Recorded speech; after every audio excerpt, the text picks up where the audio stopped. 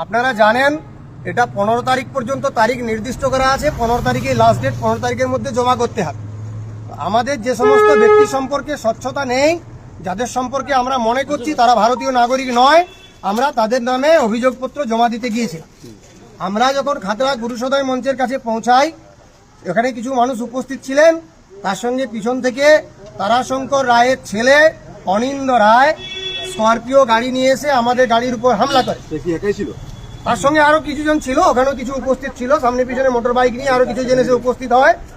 গাড়িটার কিছু ক্ষতি হয়, আমাদের সঙ্গে থাকা সামগ্রী তারা গাড়ির থেকে নিয়ে নেয়, আমাকে তুলে নিয়ে চলে যায়।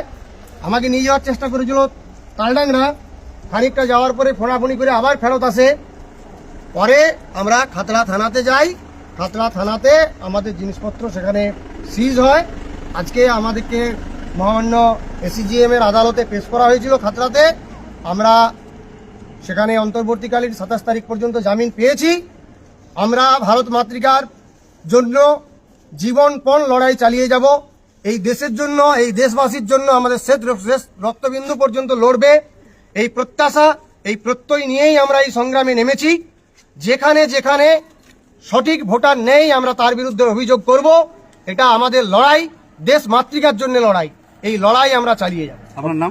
আমার নাম শরদিন্দু পাত্র, আমি Bharatiya Janata Party Taldangra Mandal 3 office secretary. Bharat Mata কে এটা করলি